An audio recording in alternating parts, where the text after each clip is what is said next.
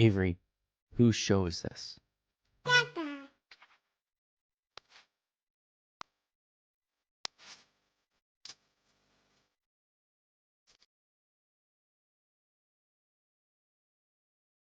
And we're live. Welcome, everybody, here to the Lakers Lounge podcast. I'm Anthony Irwin, Senior Lakers Insider for Offside, as well as their lead Lakers content creator. And today on the show, we're going to be talking about yet another game where the Lakers got their butts kicked by a young, fast, long, athletic team that turned them over and ran them right off of the court. I'm going to really quickly pull up their schedule, the Lakers schedule, that is. While we are talking this out, I will be also, as I usually do, keeping an eye on the post-game comments to see what people are saying about this one. And Lakers people specifically are saying about this one. We'll talk about Rich Paul's comments now that they have aged well based off of the one game. I'm being kind of facetious there, but still, Austin played not quite the game that you would probably want to play on the heels of LeBron James's agent kind of sort of calling for you to be benched. So we'll talk about that a little bit. And then we will just kind of see where the conversation takes us. I don't like the trend of the Lakers getting their asses kicked to the extent that they do in all of these games that they have lost so far this season. I don't like the lack of fight. They did kind of have that fake comeback late or whatever, but it was pretty clear that was a fake comeback. And then also we have to talk about these starters and the fact that the Lakers, they are built off of the premise that they can be just completely overwhelming by way of spacing. And it's hard to be overwhelming by way of spacing when your best shooter, percentage-wise, has a molasses in December slow release. So, there's a lot to kind of talk about with this game. I don't want to completely overreact to it, but I do think that the trend, like, I'm not going to overreact to the San Antonio Spurs, although they kicked the Lakers' asses without their best player. What I will react to, not overreact, but what I will react to is this trend of the Lakers just consistently getting run off of the court by any team with any semblance of any kind of length or athleticism. And this has been, like, JJ Redick spoke about it after the game. He said a lot of these losses look pretty similar. And yeah, man, you gonna do anything about it? You gonna try anything different? Or are we just gonna keep racking up wins against teams that you're not going to play in the playoffs and taking losses like this against teams that you will?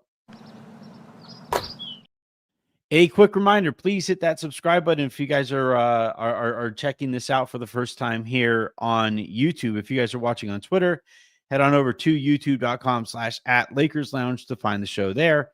And then if you guys are listening to the show in the morning via podcast, please hit subscribe wherever it is that you get your podcast, preferably on Odyssey. But you know what? Wherever you get them works for me. We start with a quick recap of this game. 132-119 was the final. Counting numbers wise, Luka played fine. 35 points, 8 assists, 5 boards. Did have the 5 personal fouls, did have the 3 turnovers.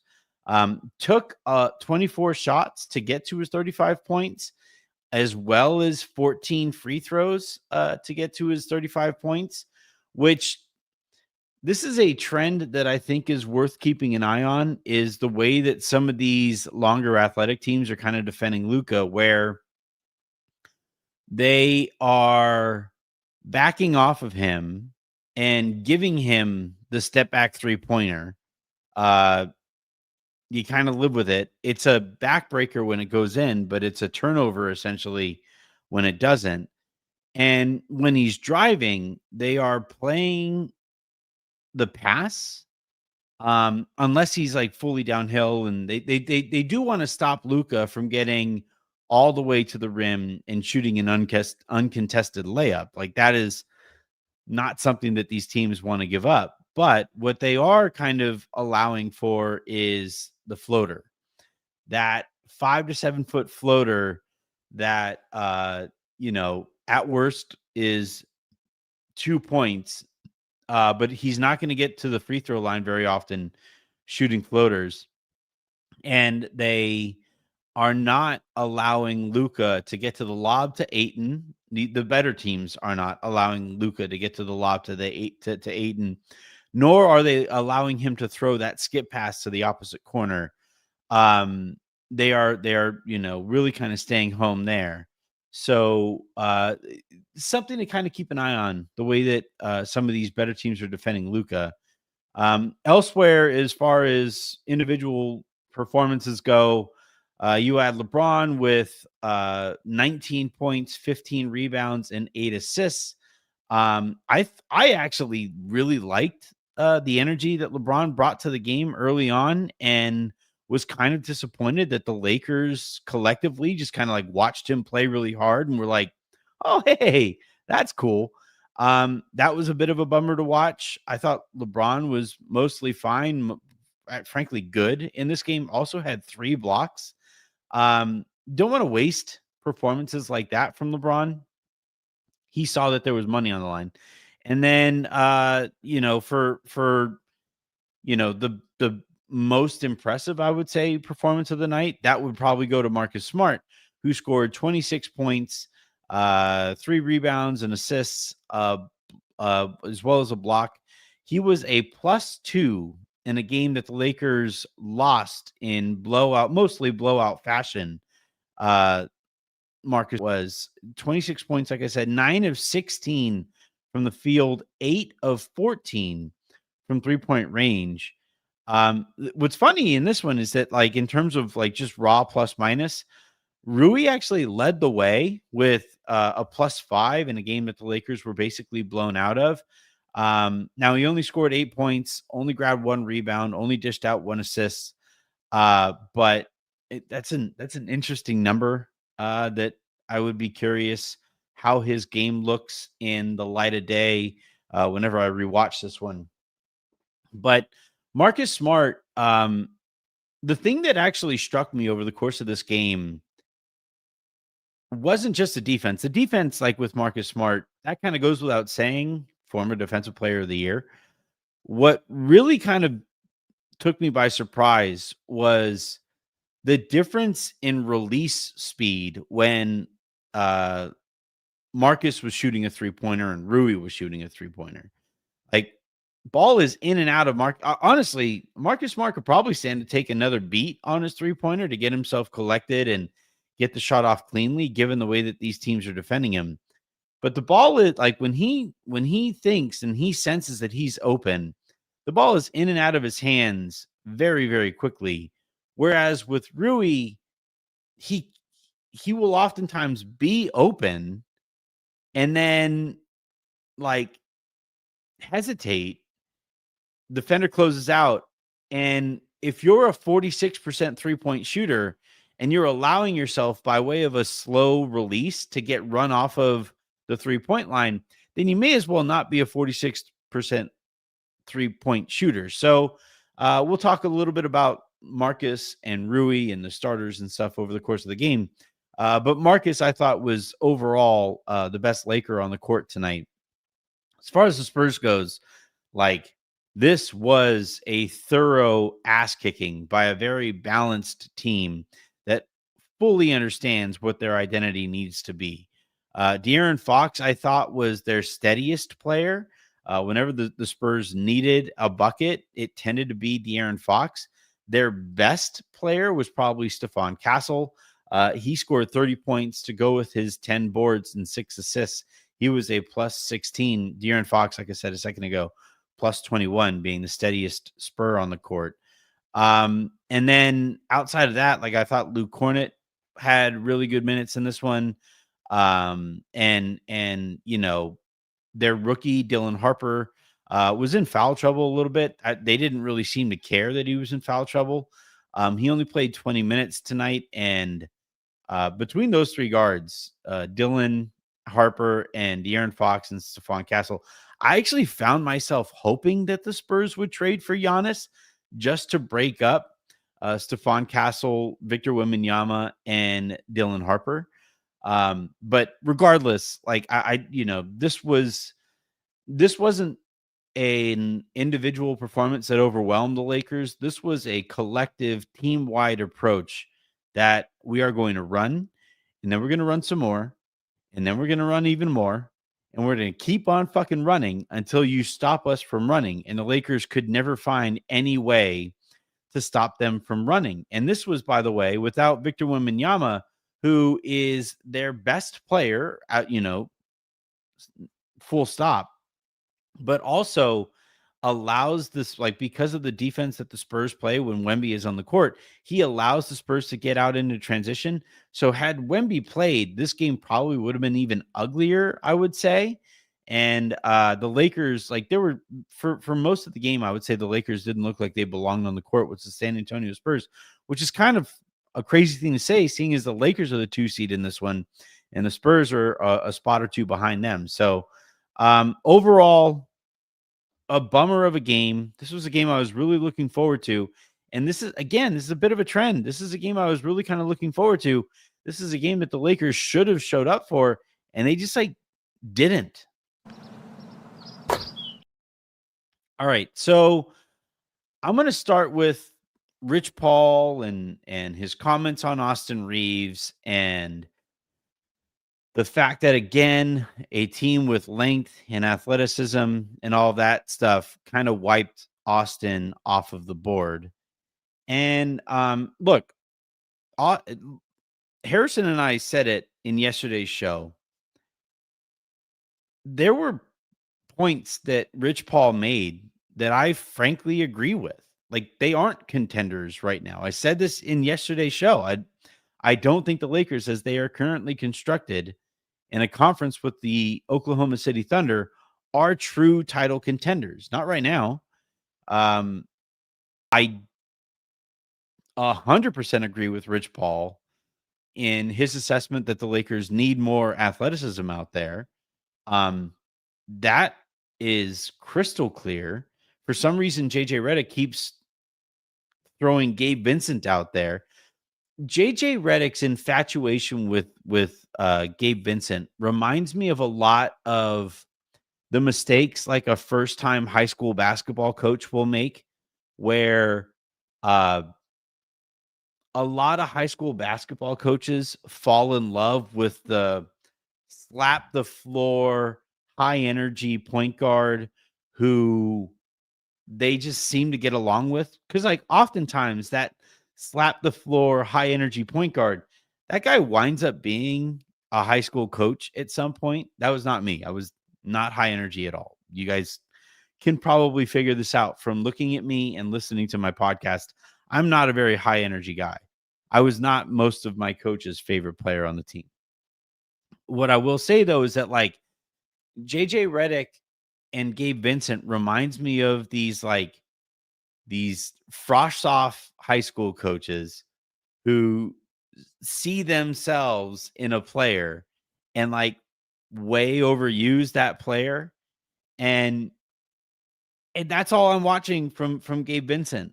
Like, he's this guy that, JJ Redick will say, well, he doesn't make mistakes and he doesn't care about his numbers and he doesn't, and he'll define Gabe Vincent by the things that Gabe Vincent isn't, in a positive way.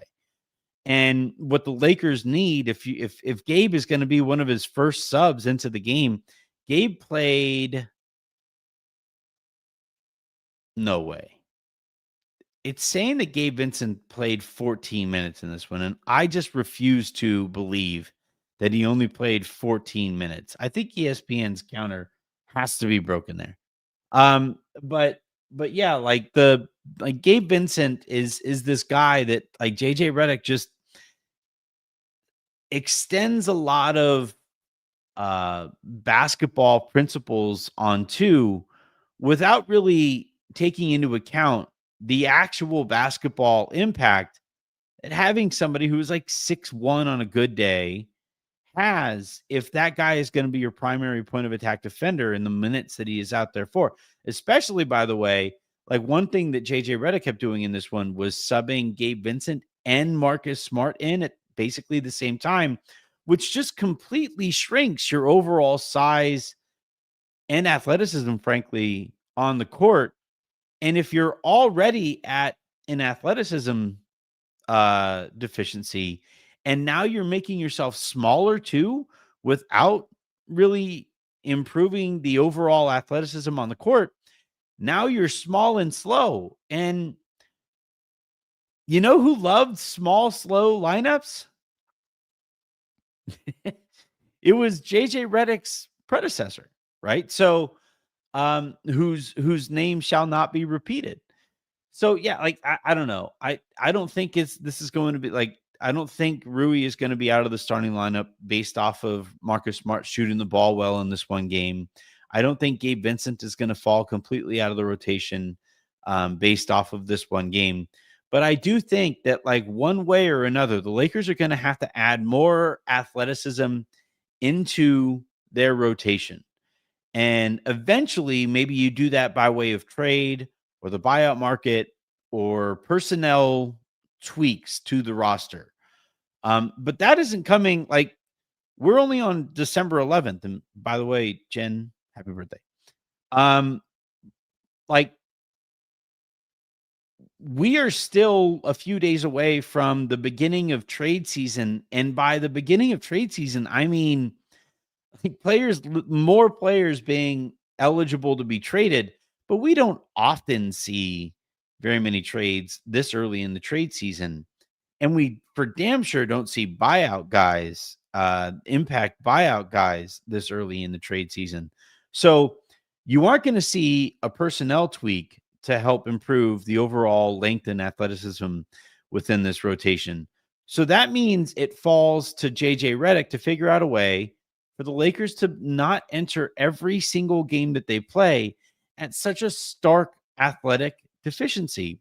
And like, when your first sub off of the bench is, or one of your first subs off of the bench is Gabe Vincent, and you start a game low as you are with the starting five, like, you're going to be at an insane deficiency or a deficit athletically. And you have Adu Thero sitting over there now. You've had Jared Vanderbilt sitting over there this whole time. Hell, I would even argue Nick Smith Jr. offers more as a basketball player than Gabe Vincent does. I haven't watched Nick Smith Jr. play a basketball game so far this season and wonder why the hell he is out there, in the same way that I find myself wondering with Gabe Vincent. And so the Lakers, like the Lakers and their coaching staff and JJ Redick specifically, I think they're going to have to stop convincing themselves about stability or over committing to stability because of, what the trade-off here is. And I do think that there are some options in this rotation that would give the Lakers more of an edge, more of a higher level of give a bleep, more impactful length and athleticism than they have had so far. Like, this was a game against the Spurs.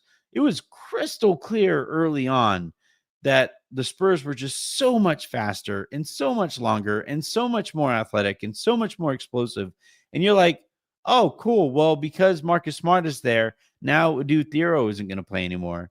And it's like, why not play Marcus Smart and Adu Thero? Why not play Marcus Smart and Adu Thero and Jared Vanderbilt? Why not go, like, last year the Lakers had that Banshee group that I always thought kind of elevated the overall energy level in the game. And this year there is no Banshee group. JJ Redick has basically ditched that bench identity completely. And as a result, the energy level just kind of hovers at like mildly interested. The interest level, and it's fine. You can hover at mildly interested if you are scoring like crazy and executing really well in the half court. But if you aren't, if you're missing shots in the way that the Lakers were missing shots early, or let alone, like if you start turning the ball over, then the avalanches happen. And that's what we saw in this one. And that's what we've seen in every Lakers loss, basically, to this point. Like, I want to find the Lakers schedule. I thought I had pulled it up. I guess I didn't. But here it is. Yeah, I did. Let's just like run through really quickly the losses that the Lakers have so far. So they lost on opening night to the Golden State Warriors, who are small. They are smaller in stature, but they fly all over the court. They for damn sure flew all over the court in that game. They spread you out, and Steph Curry does Steph Curry things. That was their first loss of the season, and it was a blowout loss, right? They kind of came back a little bit late, but 119 to 109 was the final there. Then you lose to Portland, 122 to 108, another blowout loss, basically, to another team that, like, oh, by the way, the Lakers were shorthanded, so it's worth pointing that out. But Portland, athletic, long, high motor guys that were up in passing lanes and turned the Lakers over a ton. And wouldn't you know it, the Lakers, and by the way, like after the game, in Golden State and Portland, and basically every game that the Lakers have lost so far, JJ Redick whined about the transition defense. Well, of course, the transition defense isn't going to be what it needs to be when you don't have transition defenders and you don't play guys who are physically capable of sprinting up and down the court. Atlanta, another team that got after it defensively, a lot of long physical defenders and stuff like that, turned the Lakers over, blew them out. The Lakers lost in even more embarrassing fashion, obviously, to the Oklahoma City Thunder, who are the nth degree example of this identity. So, of course, that game didn't go very well. Phoenix beat the doors off of the Lakers as well, and it was a lot of the same things. Length, athleticism, physicality, turn the Lakers over, get out and run, score because nobody on the Lakers want to run. Boston is a little different because of the circumstances going into that game.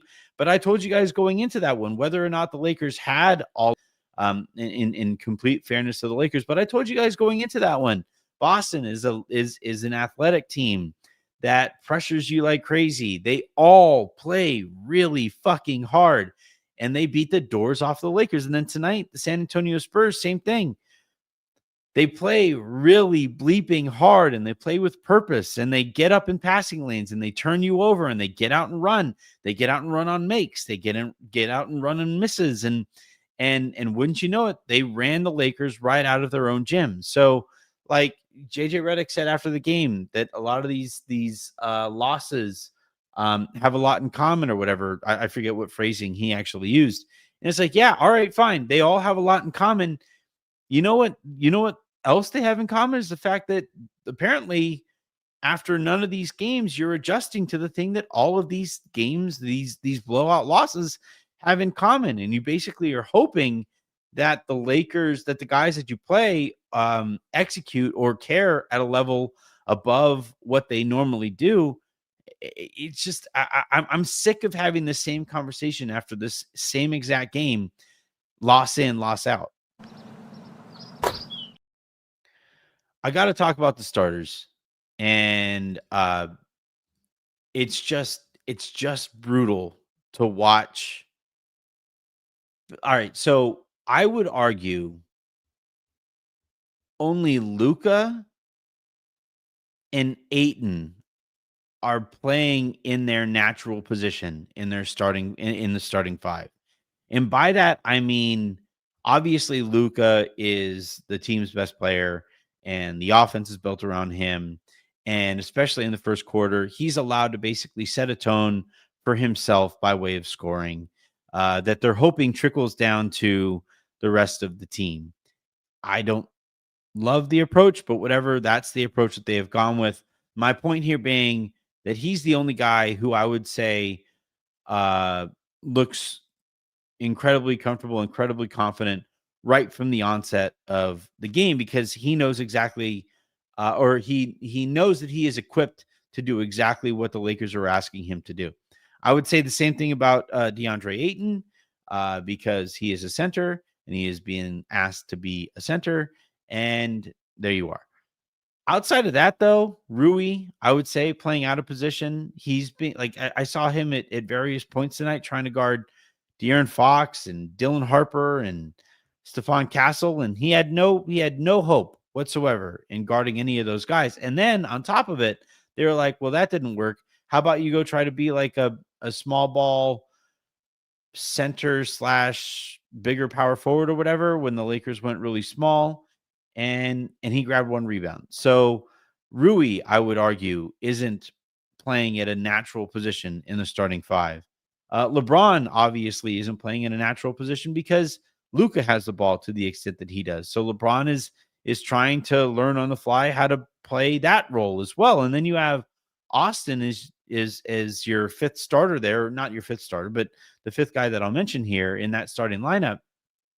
And he's playing out of position because he's being asked to guard the other team's best perimeter player while he's also being asked, like, "Hey man, can you like keep your scoring up in that like 25 to 28 range that you've been scoring at so far this season?"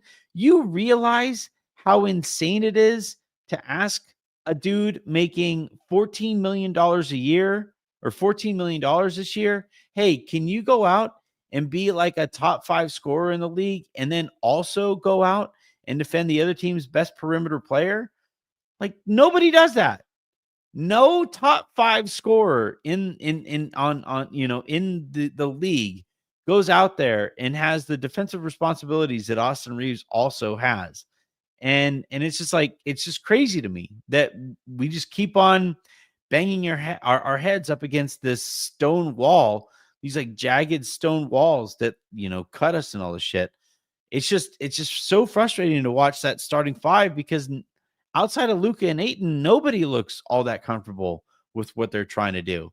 And then, you look at the bench and in comes Marcus Smart. Well, because Marcus Smart is subbing in, that, like I've said all season, means that Jared Vanderbilt can't play in that lineup too. Well, JJ Redick also feels the need to give Gabe Vincent all kinds of minutes as well. That means he's going to be playing alongside Marcus Smart, which means now you're slow and small. And Gabe Vincent isn't spacing the floor through practical spacing either. So now your bench struggles. The bench got ran off of the court in this one as well. The rotation just doesn't make enough practical sense. That's what I'm getting at.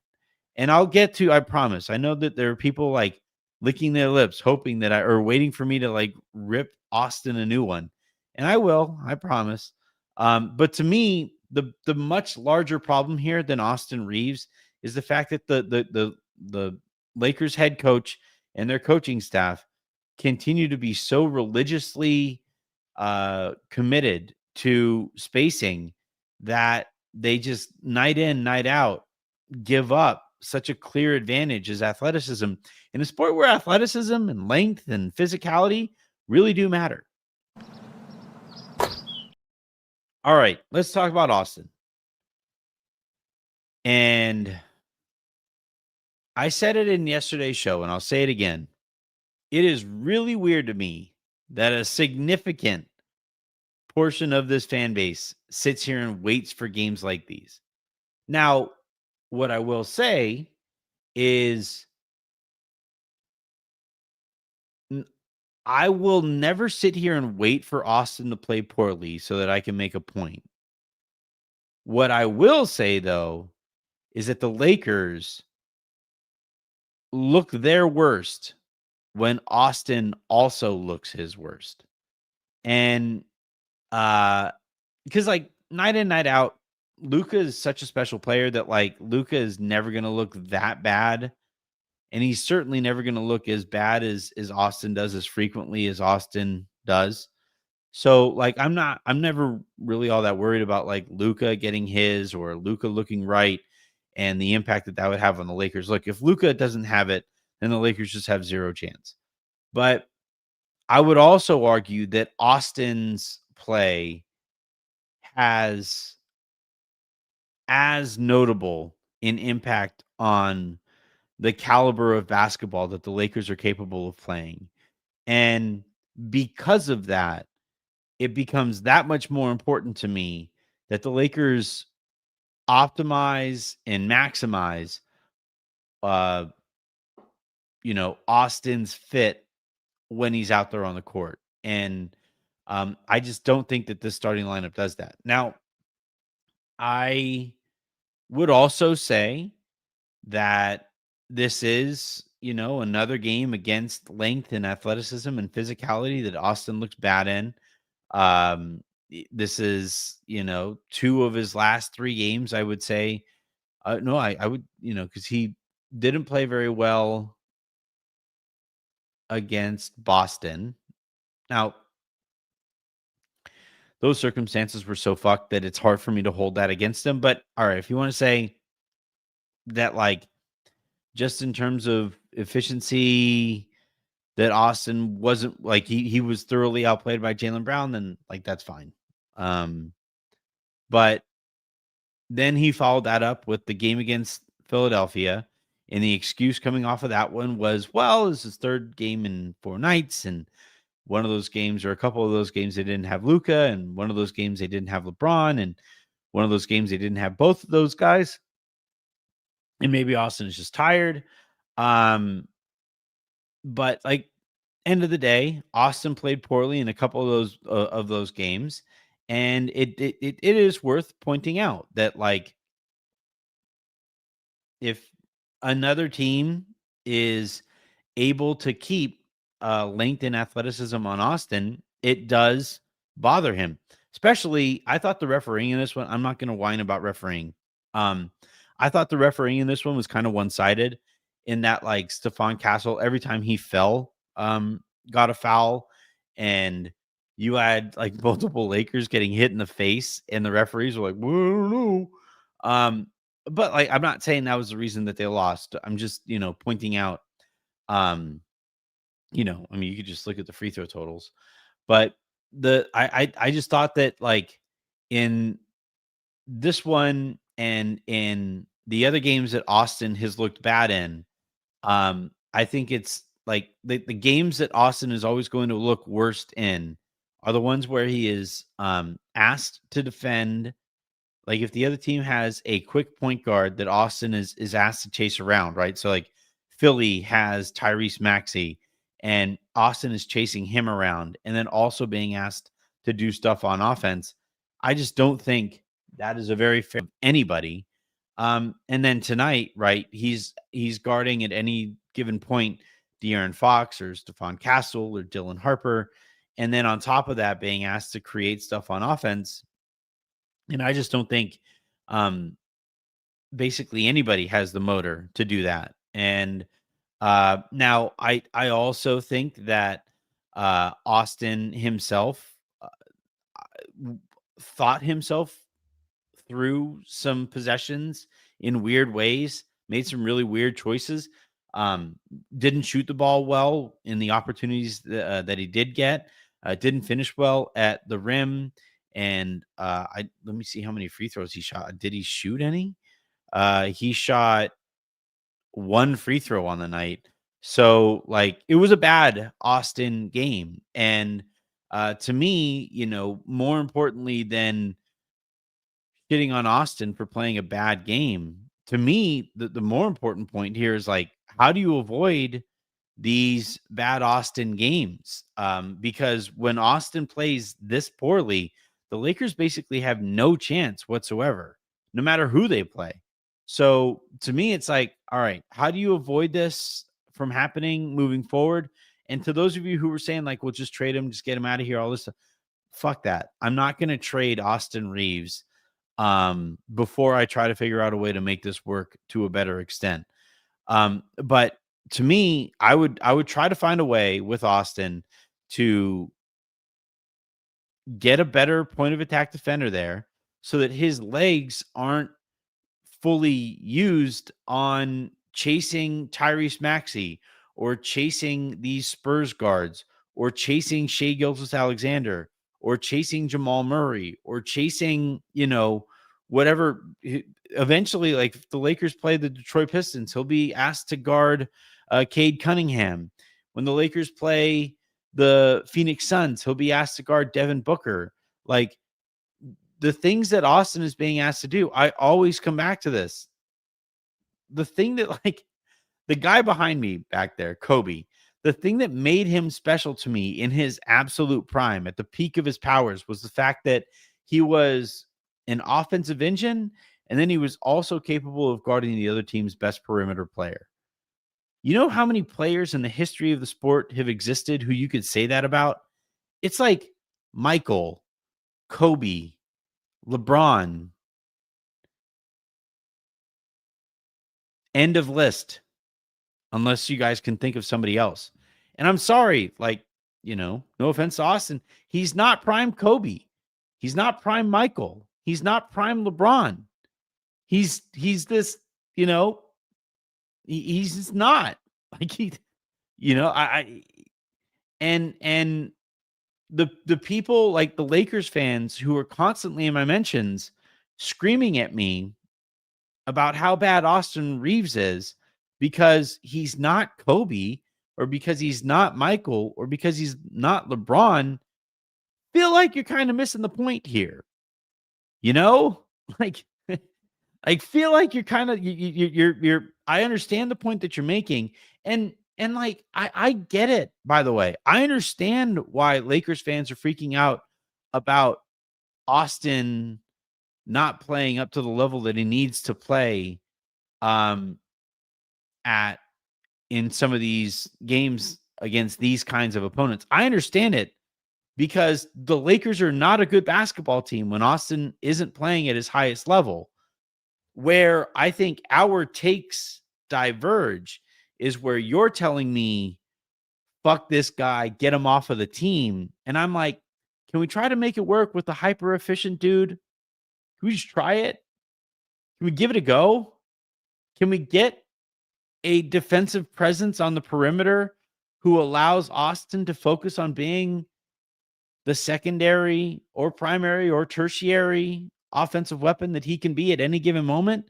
Can we give that a shot before we just trade this guy? Like, I had some of you guys telling me that they needed to trade him for a backup center this offseason.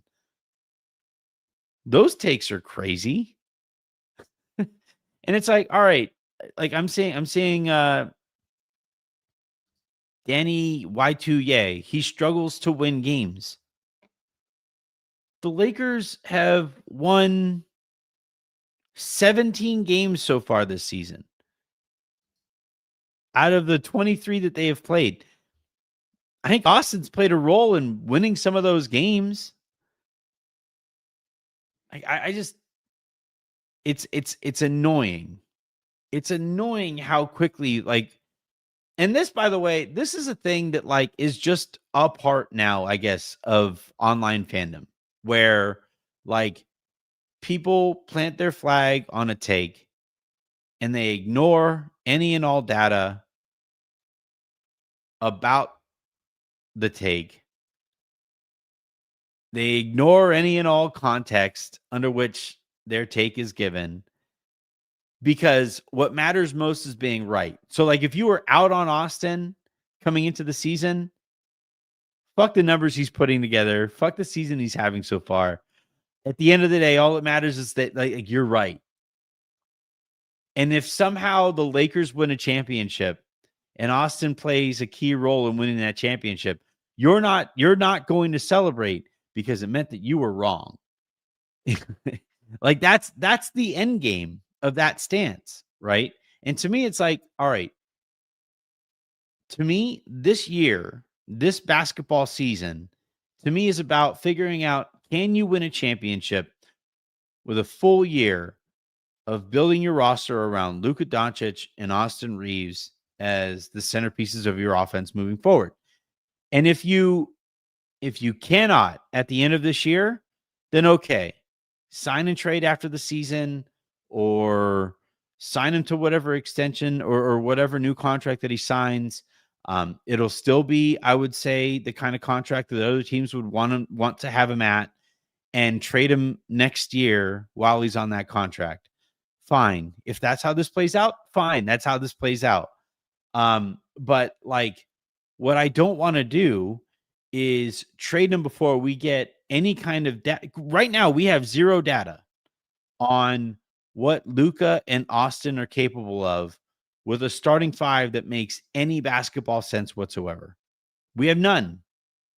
There is no so long as Rui is also in that starting five, and so long as JJ Redick doesn't trust Marcus Smart to knock down 3-pointers or stay healthy enough to be inserted in that starting five, I would argue that we don't have enough any data on what a Lakers team truly built around Austin Reaves and Luka might possibly look like. We don't. We just do not. And like maybe that's how this plays out because of the parameters that the front office is working with, right?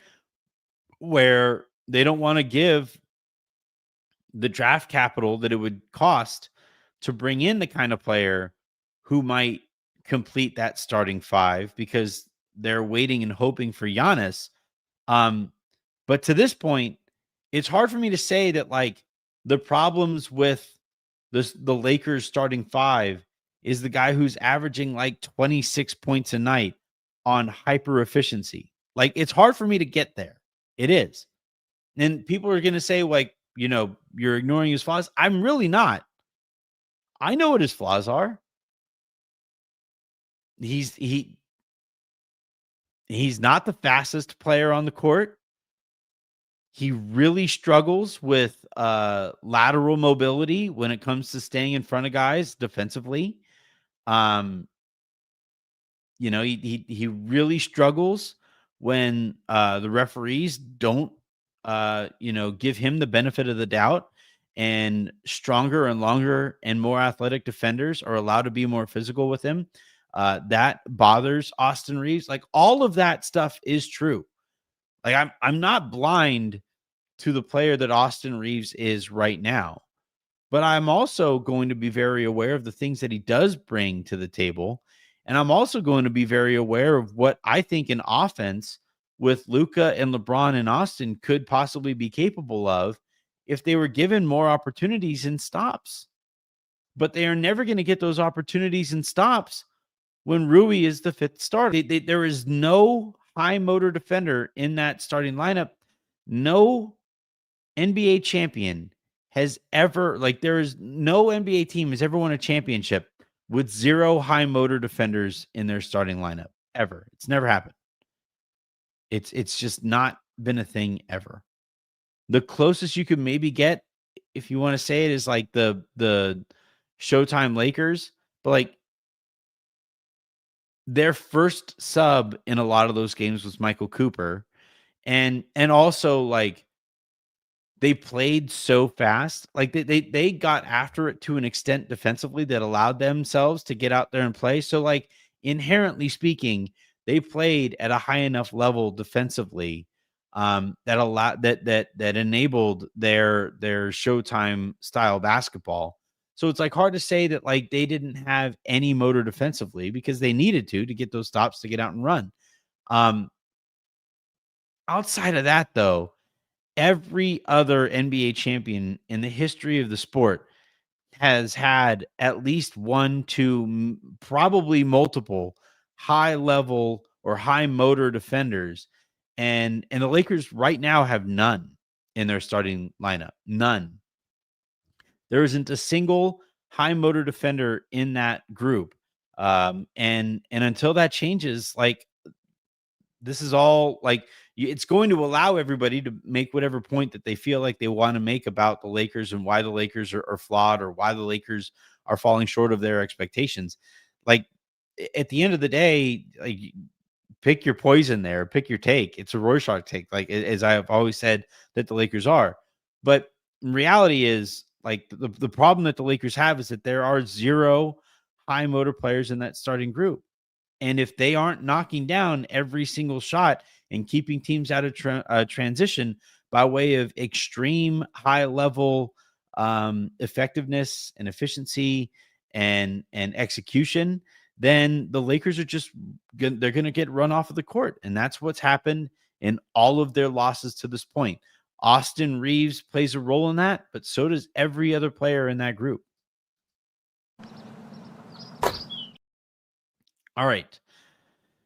Let's go ahead and get to we have some starred comments here. We have 3 starred comments. So I'm going to play this bad boy. All right. First one comes from Justin Tyndall, who writes, to win the chip here, Luka has to give a bleep on both ends. For the love of God, get Gabe out of the rotation.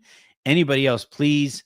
The refs had an agenda tonight. I thought, the Lakers lost by double digits. So I'm not going to say that they lost this game because of the referees. But I thought that it was a pretty unevenly refereed game. And I didn't want to complain about it on Twitter while the Lakers were down by like 20 or whatever.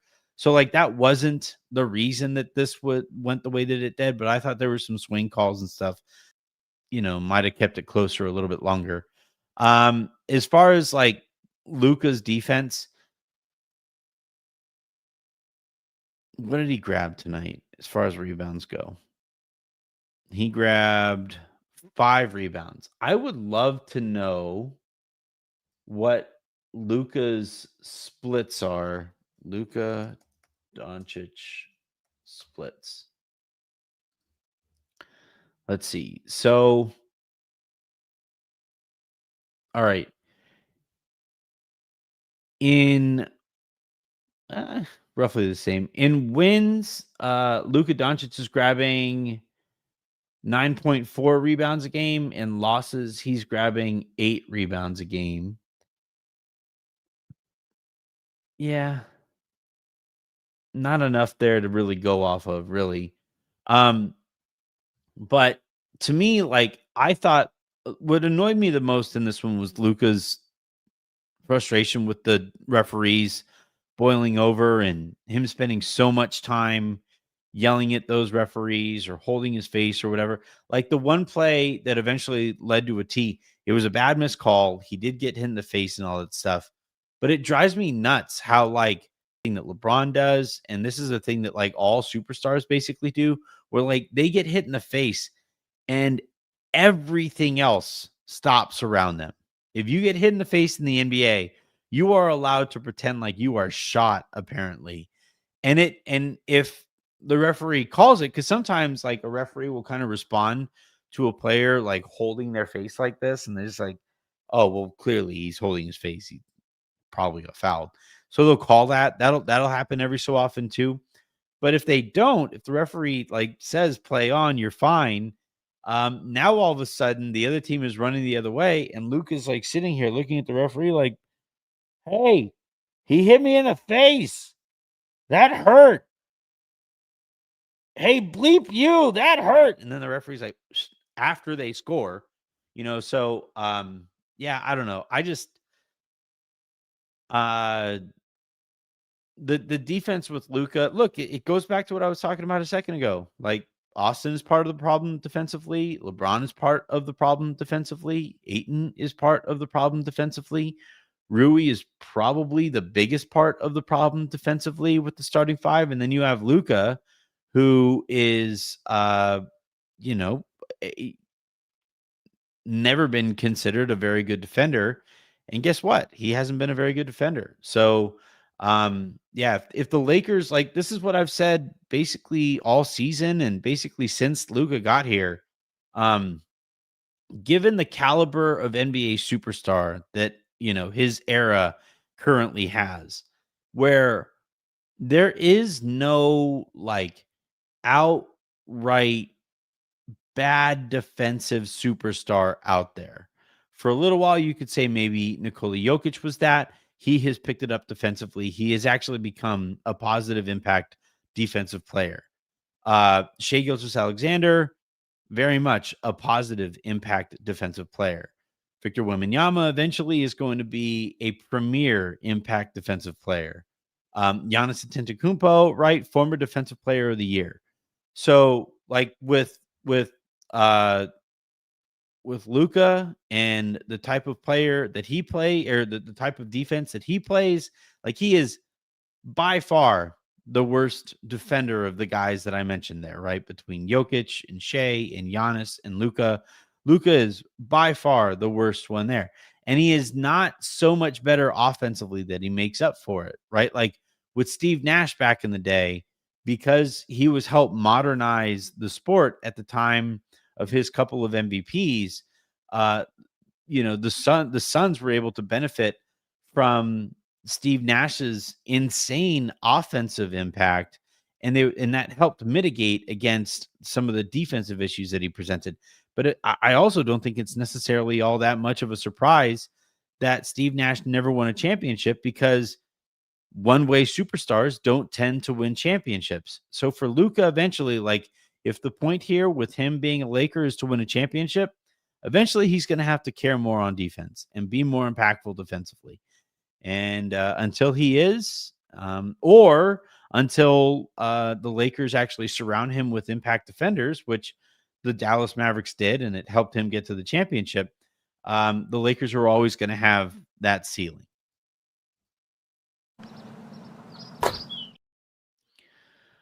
Let's see who the next one here. Justin Tyndall again. Love Rui, doesn't play defense, doesn't rebound, trade him. Yeah, like, I don't know. I always get kind of annoyed because I'll talk to people, in the organization or close to the Lakers organization, and they're always like, yeah, but Rui is this and Rui is that and Rui is this. And it's like, look, Rui has taken real strides forward as a shooter. Rui has probably resuscitated his career to, with the Lakers, to a much greater extent than I ever thought he would. And yet he can't be the starter on a championship contender. He can't be a starting wing on a championship contender. He is not that player. You might want to point, like Raj pointed out, and I've heard other people who cover this team talk about like how valuable Rui's floor spacing is. It is, but it isn't, because what is Rui shooting on the season? I'm going to pull up Rui's stats. He is shooting, and credit to him, he is shooting 46.2% from three-point range, but he is also shooting 46.2% from three-point range on only attempts a game. Like, that is nothing. And also, he shoots those 4.2 attempts per game so slow. Like, senses that somebody is closing out to him. He just won't shoot it. Like, he just, he will attack a closeout, and sometimes it works out. He likes attacking the closeout and shooting that mid-range jumper. But like, Rui is a floor spacer. If he is out there to space the floor, I just don't think he actually offers that kind of practical floor spacing, because he doesn't shoot enough and he shoots too slowly. And if he isn't actually offering that practical floor spacing, and he also isn't rebounding or defending to the level that you need him to, then he's not the fifth starter that you need him to be. He's not, like, he needs to be an Andrew Wiggins. He needs to be a Herb Jones. He needs to be like any of these other wings, high-level wings that these teams tend to employ. Rui needs to be at that level if the Lakers want to win a championship this year, and he's just not. And we'll see, if the Lakers ever do acquire that caliber of wing at some point this season, and how Rui would potentially handle being moved to the bench there. But as it stands right now, like, I'm sorry, he's the weakest link in that starting five. He just is. DeAndre Ayton isn't not starting. He's always going to start. He's the best center on the team. Austin Reaves isn't being moved to the bench. He's just not. LeBron isn't coming off of the bench. Fucking obviously, Luka isn't coming off of the bench. The only guy of those five who can realistically be moved to the bench is Rui, and there's a guy sitting right there in Marcus Smart who I think makes a lot more sense than Rui does with the starting five. Just try it. Try it once, and we'll see what happens. And if it doesn't work, then fine. I'll eat my words, and the Lakers will suck anyway. compared to other championship level teams. Ryan Lucas writes, 1, AR's camp was not happy with Paul's comments. 2, Vando, Gabe, Bronny, Maxey, and Connect is $40 million in unplayable salary and 5 roster spots. And then 3, LA is frozen until the Giannis decision. 1, I could tell you guys that I don't think, like, you could just literally look at Austin's, manager / agent or one of his agents there, Reggie, tweeting out like, why is it always us that got to go to the bench? Like that was to me like a pretty unfiltered response to Rich Paul's comments there. To be completely clear, I didn't ask anybody specifically about it. I joked with Austin's agent, like, hey man, please don't start a podcast, just because I don't want to have to talk about like a dueling agent podcast trend in the Lakers sphere this year. But like, like Austin's camp didn't love it, but I also don't necessarily love Austin's response in terms of the game that he played tonight to Rich Paul's comments. So that was kind of annoying, and it does provide more fuel to the people who, and by the way, like, maybe, like, I'm not even saying that Rich Paul is a zillion % wrong. Like, I think he's wrong within the confines and the construct of this team. I don't think that Austin Reaves should come off of the bench for this team specifically, but it might be that Austin tops out as a 6th man on a championship contender. That might be how this plays out. It also might be that he tops out as an extreme floor raiser who helps teams get into the playoffs in the first place, which wouldn't surprise me either. Austin is really kind of fascinating basketball in all of those ways.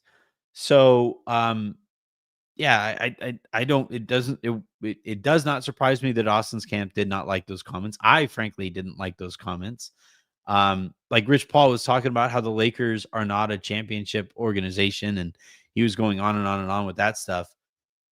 And he was holding up the Oklahoma City Thunder as this example of a championship organization. I think he used Miami as another example. The funny thing about him holding up Miami as an example of a championship organization is that he fucking hated it when LeBron was there, because Pat Riley wouldn't give LeBron and his entire crew the run of the litter there, because Miami is closer to being a championship organization. So like Rich Paul has to kind of decide, like, do you want the Lakers to be a championship organization? Because if the Lakers all of a sudden became that caliber of championship organization, if it could just happen overnight, and Rich Paul or any player's agent decided to start a podcast in which they would, talk shit on the Lakers as an organization, that agent's client, especially if that agent's client was no longer the best player on the team, would find himself on the outside looking in of that organization's plans. That I found myself laughing at that over the course of today too.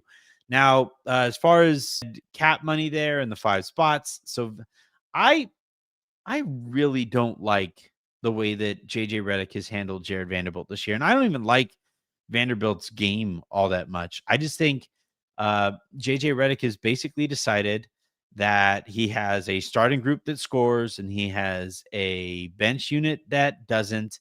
And because of that construct of the rotation, that basically so that Vanderbilt cannot play. And I'm sorry, like Jared Vanderbilt very much is a regular season impact player if you find ways to use him. But because of the way that the Lakers switch defensively, it minimizes Vanderbilt's impact on defense. And then if your scheme is going to minimize Vanderbilt defensively, and the other team's scheme is just built to minimize Jared Vanderbilt's impact offensively, then Vanderbilt is going to be a shell of himself out there. And I just think a coach who allows a rotation player on most teams to be reduced to a shell of himself, to the extent that JJ Redick has with Jared Vanderbilt, that doesn't reflect very well on the coach. So I actually kind of disagree with the $40 million and an unplayable salary as it pertains to Vando. And then, like, it's funny, the opposite end of the spectrum there is true with, like, he is playing such an outsized role that I would argue that Gabe has now entered into negative impact territory with the Lakers because JJ's using him too much. But then the other guys, right, like Bronny and Maxey and Connect, look, there's no two ways around it. Bronny is not an NBA player right now. Neither is Dalton Connect, quite frankly, and Maxi Kleba can't stay healthy. So as we get deeper and well, I guess closer or deeper into trade season, maybe we'll see some of these tweaks that you guys would like. But as it stands right now, those guys aren't going anywhere. And I would prefer that the coaching staff find ways to use more of their guys rather than continue to bash their heads up against this brick wall.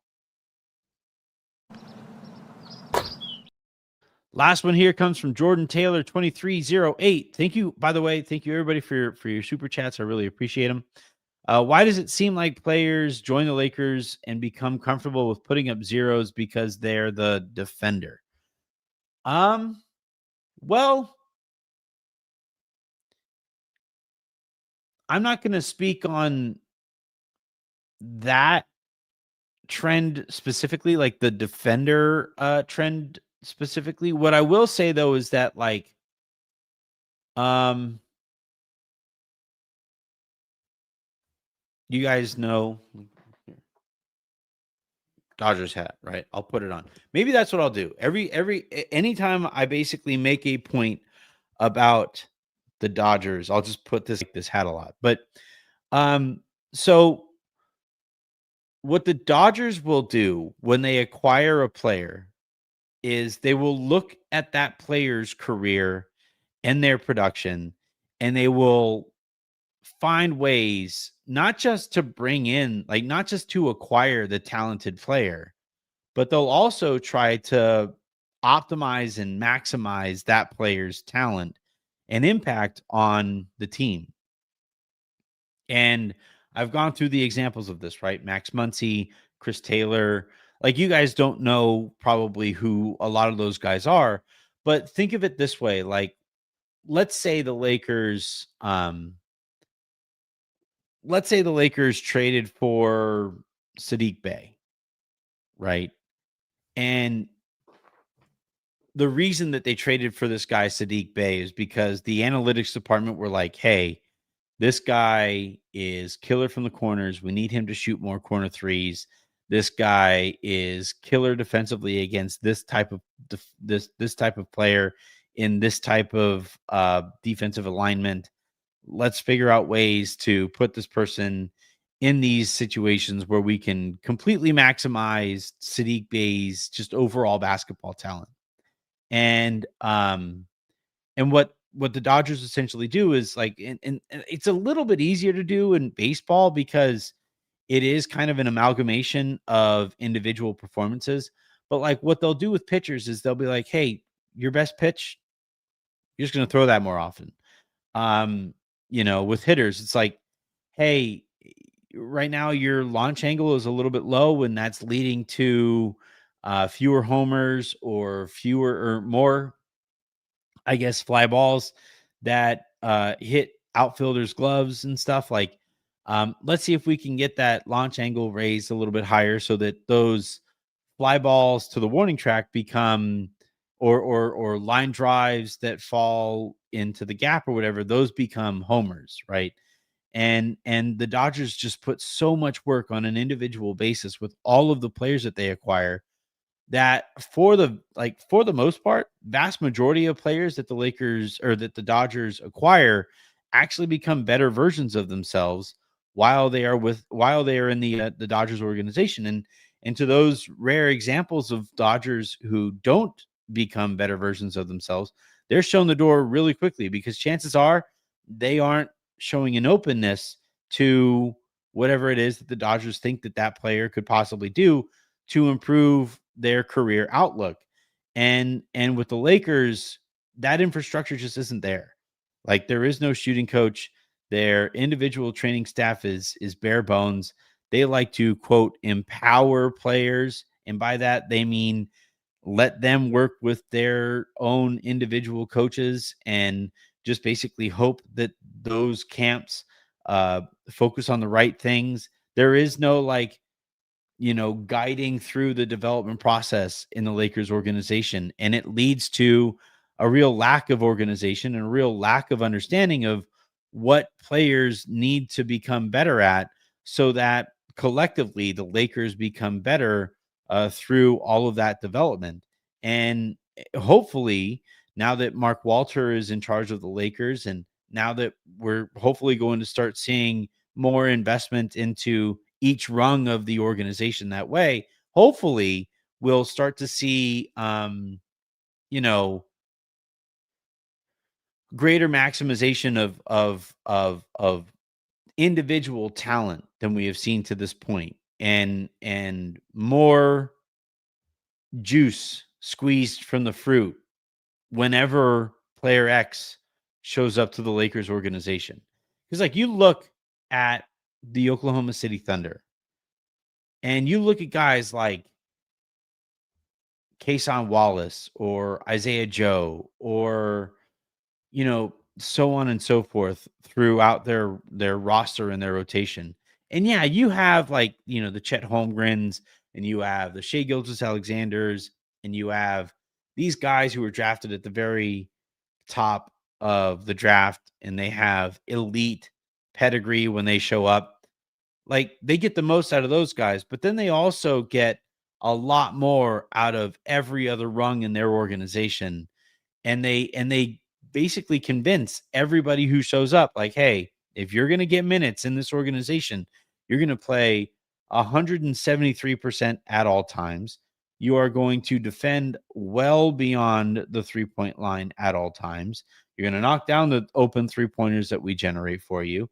You are not going to make mistakes that, force us to, make up for you while you're out there. Your basketball.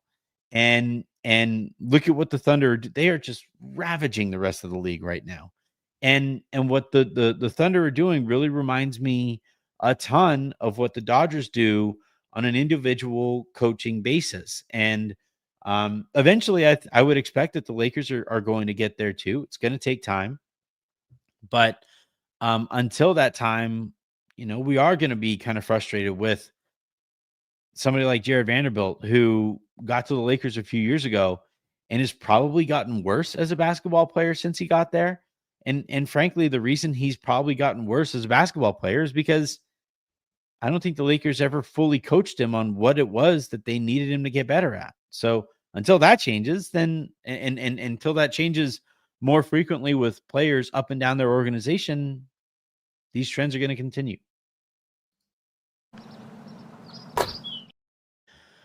All right. I've been talking now for an hour plus about a blowout loss. So thank you, everybody, for all of your guys' questions and comments. Please hit that like button. Please hit that share button. Please hit that subscribe button. Those buttons help us quite a bit. And until the next time you guys hear from me, which will be tomorrow with the mailbag probably, I'm Anthony Irwin saying have a great rest of your day. Make somebody else's.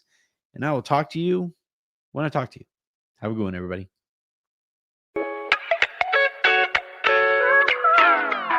Bye, everyone.